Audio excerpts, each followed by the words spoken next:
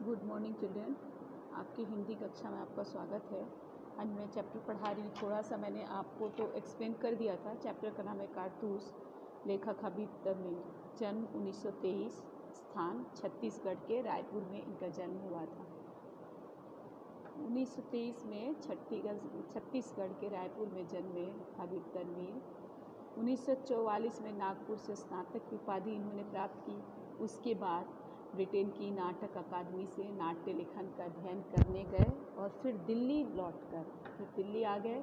नाट्य अकादमी से नाट्य लेखन का अध्ययन करके और नाट्य मंच की स्थापना की। पेशेवर मतलब होता है प्रोफेशनल।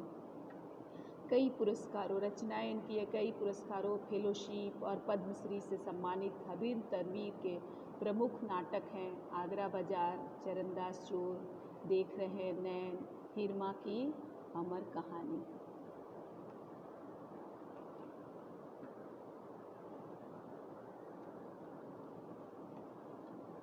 ये जो पाठ है कारतूस, ये पाठ जो ऐसे जाबाज का मतलब होता है जान की बाजी लगाने वाले, ऐसे जाबाज माने जान की बाजी लगाने वाले कारनामों का वर्णन है। कार्यनामों माने उसके कार्यकलापों का वर्णन है, जिसका एकमात्र माने उस जाबाज का एकमात्र लक्ष्य था अंग्रेज़ों को इस देश से बाहर करना। उनका एकमात्र माने जाबाज सिपाही थे जो वजीर अली, उनके क्रियाकलापों, उनके कारनामों, उनके कार्यों का वर्णन है। वजीर अली का एकमात्र लक्ष्य था अंग्रेज़ों को इस देश से बाहर निकालना।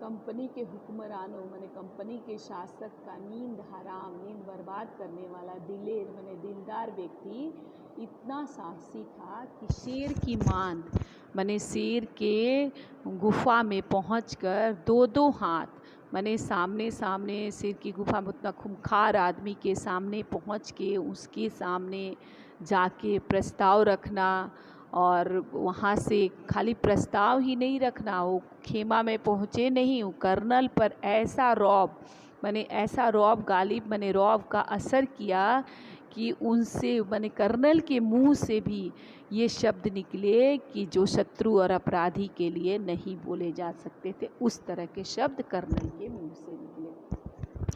इस चैप्टर के पात्र हैं कर्नल, लेफ्टिनेंट, सिपाही, सवार। इसका समय है 5 मिनट।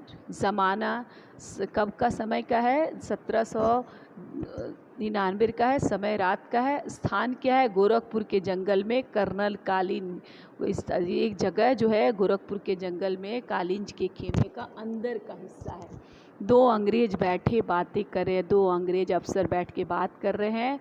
कर्नल कालिंज और एक लेफ्टिनेंट, कर्नल कालिंज है, एक लेफ्टिनेंट है। दोनों जो है कहाँ है? बाहर में है, मतलब टेंट के, तंबू के, खेमे के, डेरे के बाहर में है। चांदनी छिटकी हुई है, माने रात का समय है, चांदनी रात है। और वो लोग अंदर लैंप जलाए हैं। लैंप क्यों जलाए हैं? कि कुछ समय जंगल में लाइट, इलेक्ट्रिसिटी का स्थिति नहीं होगा। कर्नल बोल रहे हैं जंगल की ज़िंदगी बड़ी खतरनाक होती है। कर्नल पर जंगल की ज़िंदगी बहुत भयानक होती है। लेफ्टिनेंट बोले हफ्तों हो गए यहाँ खेमा डाले हुए, सिपाही भी तंग आ गए हैं, ये वज़ीर अली आदमी है, भूत हाथी नहीं लगता। लेफ्टिनेंट बोल रहा है कि सप्ताह हो गए यहाँ पे हम लोग तंबू लगाए हुए हैं, यहाँ पे डेरा डाले हुए हैं, सिपाही भी तंग आ गए हैं। वज़ीर अली क्या है? आदमी है, भूत माने भूत क्यों बोल रहा है कि दिखाई देता है फिर नहीं दिखाई देता है। वज़ीर अली भी वैसे ही कारनामे करता है, कोई कार्य कर जाता है और किसी के हाथ नहीं लगता। इसीलिए लेफ्टिनेंट और कर्नल ये बात कर रहे हैं कि सप्ताह से ज़्यादा हो गया हम लोग को खेमा, यहाँ पे हम लोग डेरा डाले हुए, सिपाही भी परेशान हो गए हैं। वज़ीर अली आदमी है, भूत माने हाथ ही नहीं लगता, कितना भी कोशिश करो हाथ नहीं आता है। लेफ्टिनेंट कर्नल कालिंज ये तब लेफ्टिनेंट पूछता है कर्नल से कि शहादत अली कौन है, तो कर्नल बोले आसिफ उद्दौला का भाई, वज़ीर अली और उसका दुश्मन। मैंने कल ही बताया था आप लोग, आसिफ उद्दौला अवध का नवाब था और शहादत अली आसिफ उद्दौला का भाई, वज़ीर अली और उसका दुश्मन आसिफ उद्दौला का बेटा था वज़ीर अली। असल में क्या था कि नवाब आसिफ उद्दौला के यहाँ लड़के की कोई उम्मीद नहीं थी। वज़ीर अली की पैदाइश को शहादत अली ने अपनी मौत का ख्याल किया, बल्कि बात ये थी, असलियत यह थी, सच्चाई यही थी कि नवाब आसिफ उद्दौला जो अवध के नवाब थे उनके यहाँ लड़के की कोई उम्मीद नहीं थी। वज़ीर अली की तब तक जो है ना, वज़ीर अली का जन्म हो गया, लड़के कोई उम्मीद नहीं थी, तो उन्होंने अपना उत्तराधिकारी शहादत अली को घोषित कर दिया, अपने छोटे भाई को घोषित कर दिया। लेकिन कुछ दिन के बाद उनके घर में वज़ीर अली का जन्म हो गया। वज़ीर अली का जन्म में शहादत अली ने अपनी मौत ख्याल किया। लेफ्टिनेंट बोलता है मगर शहादत अली को अवध के तख्त पर बिठाने में क्या मसलहत थी। लेफ्टिनेंट बता रहा है, ये पूछना चाह रहा है क्योंकि उसको पता नहीं है।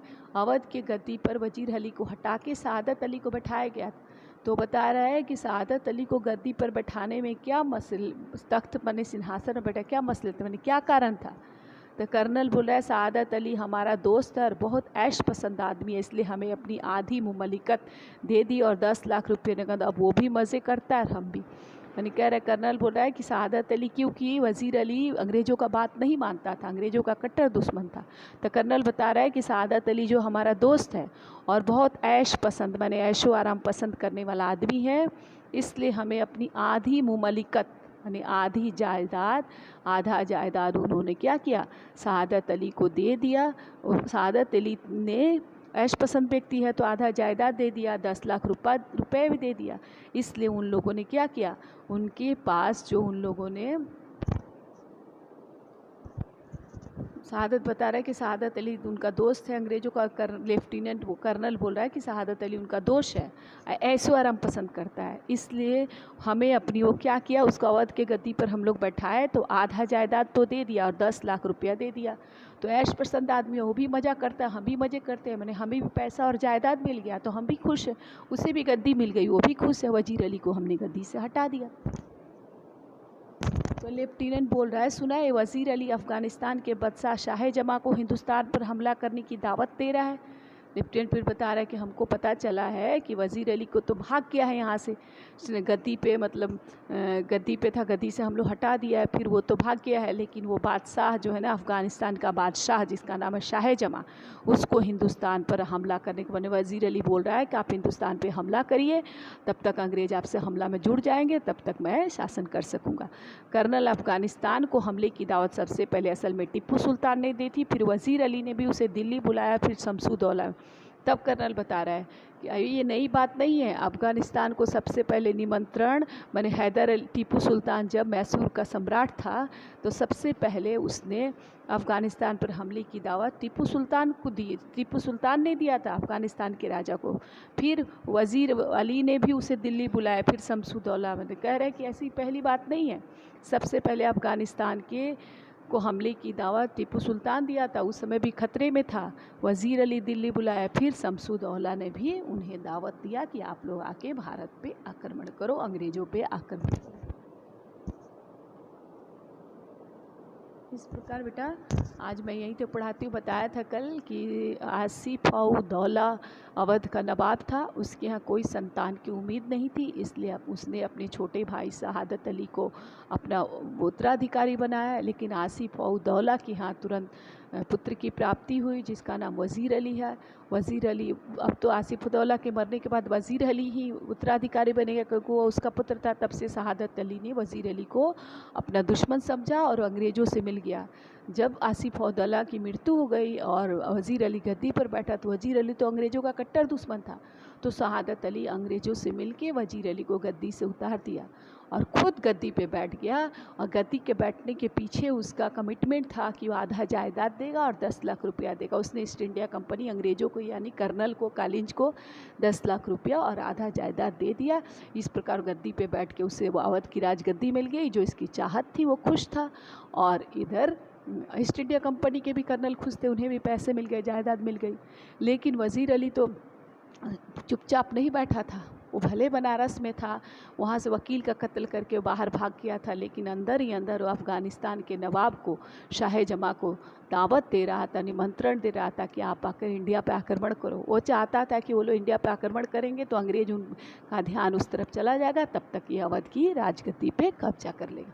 तो कर्नेप्टीन बता रहा है कि उसने अफ़गानिस्तान के नवाब को न्योता दिया, तो बोला कि हाँ न्योता दिया। इसके पहले भी हुआ है जब मैसूर के नवाब हैदर अली ने और शमसुद्दौला ने भी अफ़गानिस्तान को न्योता दिया था। धन्यवाद बच्चों, आज यहीं तक। खुश रहिए, स्वस्थ रहिए, घर में रहिए।